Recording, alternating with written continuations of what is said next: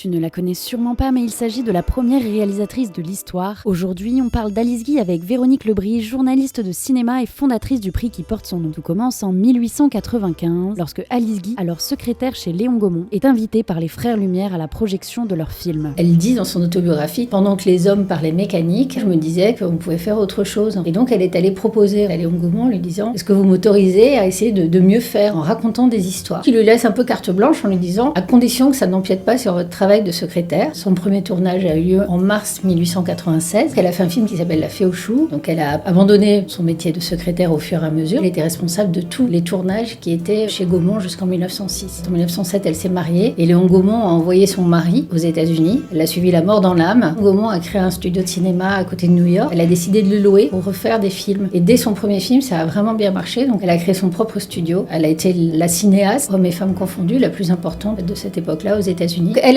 revendique pas d'être celle qui a inventé la fiction. Son propos, c'était de distraire les gens. Elle a inventé tout un tas d'effets spéciaux. Elle en a sûrement expérimenté beaucoup plus que les autres, en tous les cas. Elle est quand même la première femme à avoir eu son propre studio. En 1910, elle crée le studio, qui est le plus grand du monde. Tout un tas de choses se sont passées après. Elle a fait faillite. Le studio était moins rentable, ils étaient très endettés. Lui n'était pas fidèle. À un moment, elle l'a nommé président. Tous les studios déménagent à Hollywood. Elle veut pas y aller. Elle est revenue en France en 1922. Elle est ruinée, divorcée. Elle est morte en 1968. Et entre 1922 et 1968, elle a passé son temps à essayer de prouver qu'elle avait fait des films et personne ne l'a cru. Et on a commencé en fait à la reconnaître par la partie américaine, puisque là c'était son studio qui signait les films. Et quand même il y a un style Alice Guy où il y a toujours ces héroïnes qui sont des femmes qui se laissent pas faire, qui sont quand même un peu romantiques, à qui il arrive des péripéties mais dont elles se déjouent tout le temps. Elles se font harceler dans la rue. C'est des femmes qui sont puissantes, qui travaillent. Sa redécouverte n'est pas complète. Moi j'ai écrit une biographie, il y a pas mal de choses nouvelles dedans. Et il y a plein de choses encore à découvrir, c'est sûr.